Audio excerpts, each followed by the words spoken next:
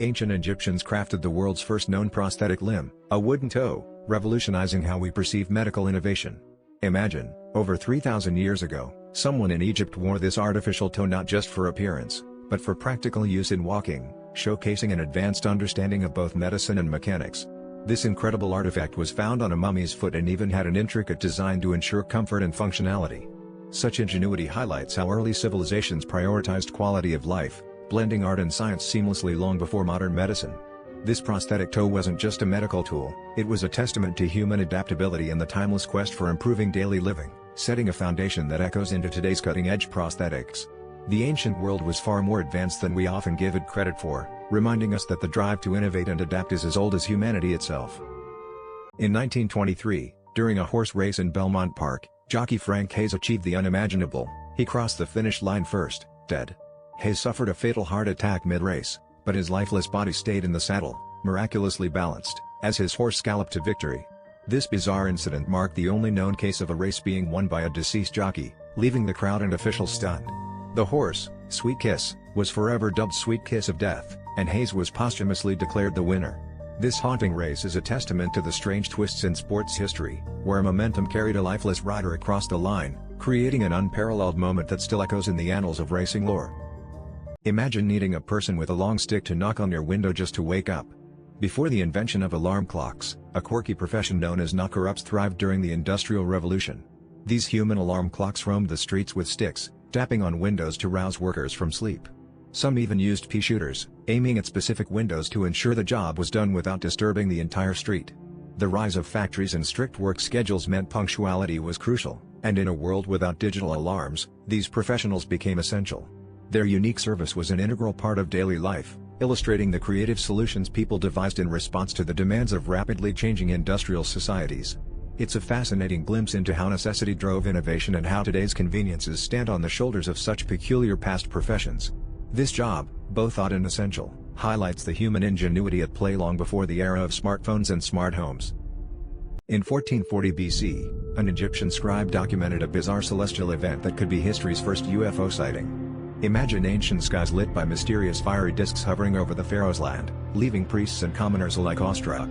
This eerie encounter was inscribed in the annals of the Thule Papyrus, where the scribe described circles of fire appearing in the heavens, moving with such speed and brilliance that even the ruler of Egypt was informed.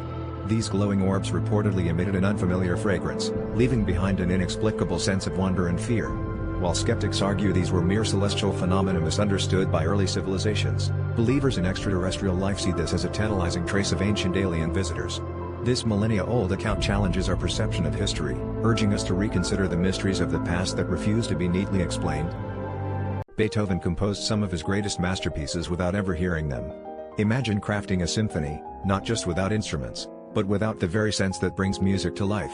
This is the astonishing reality of Ludwig van Beethoven, who, despite being completely deaf by the age of 45, continued to create some of the most celebrated works in classical music history. His Ninth Symphony, a powerful ode to joy and unity, was born from sheer memory and imagination. As he conducted its premiere, he couldn't hear the thunderous applause that erupted, unaware of the audience's awe. Beethoven's story is a testament to the indomitable spirit of human creativity and determination, proving that passion knows no bounds. How does one compose when the notes are silent to their own ears? Beethoven's legacy answers with the sound of genius that echoes through time, defying the silence that once surrounded him. In 1932, Australia waged a war against emus, and lost.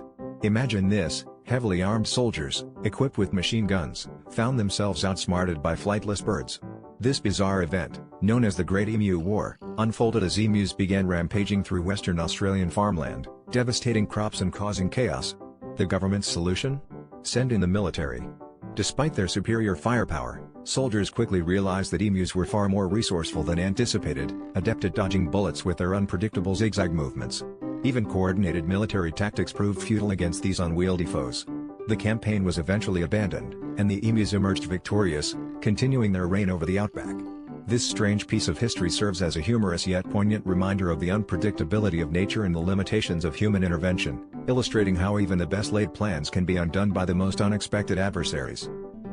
In 1518, the residents of Strasbourg were gripped by an inexplicable phenomenon, a dancing plague that had hundreds of people dancing uncontrollably for days on end, sometimes until they collapsed from exhaustion or worse. This bizarre episode, which sounds like something out of a surreal nightmare, is one of history's most mysterious mass hysteria events. It all began when a woman named Frau Troffa started dancing in the streets without stopping, and within a week, dozens joined her. Physicians at the time blamed it on hot blood and prescribed more dancing as a cure, leading to musicians being hired to keep the afflicted moving. Theories abound, from ergot poisoning, a hallucinogenic mold, to stress-induced psychosis due to the harsh conditions of the time. Whatever the cause, the dancing plague remains a captivating glimpse into how collective human behavior can spiral into the inexplicable, leaving us to wonder about the secrets of the mind and society's vulnerabilities. A 63-year-old woman defied death and age when she became the first person to survive a trip over Niagara Falls in a barrel in 1901. Annie Edson Taylor, a former schoolteacher, embarked on this daring feat not with youthful recklessness but with calculated precision, challenging the era's perceptions of what was possible for women and the elderly. She chose her birthday for the stunt, seeking fame and financial security, and climbed into a custom-made wooden barrel padded with a mattress. As the roaring waters engulfed her, the world watched in awe and horror. Miraculously, she emerged almost unscathed, proving that courage knows no age limit. Taylor's audacious act not only made her a pioneer of extreme stunts but also highlighted the untapped potential and resilience of older individuals, shaking societal norms and leaving an indelible mark on history. Her story remains a testament to the power of determination and the human spirit to defy expectations. Imagine a chicken living for 18 months without its head. This isn't fiction, but the real-life tale of Mike the Headless Chicken from 1945. After a farmer's axe missed the jugular vein and brain stem, Mike defied all odds, thriving on a diet of water and liquid food via an eyedropper. His survival wasn't just a fluke, it turned him into a national sensation, touring the country and proving that life can persist in the most astonishing ways. Mike's story challenges our understanding of biology, as his brain stem, responsible for basic functions, remained intact, allowing him to walk, perch, and even attempt to crow. This bizarre event captivated audiences, sparking discussions about resilience and the unexpected tenacity of life. In an era before viral content, Mike's tale spread like wildfire, leaving a legacy that endures as a quirky yet profound reminder of life's unpredictable nature. Ancient Babylonian tablets reveal that the oldest "your mom" joke is 3,500 years old, proving that even our ancestors enjoyed a bit of playful banter. Carved into a clay tablet around 1500 BC, this joke was part of a collection of proverbs written in the Akkadian language. Although the exact wording is lost to history due to the tablet's damaged state, its existence illustrates the timelessness of humor. Much like today, these ancient jokes served as a social tool, breaking the ice or establishing camaraderie through laughter.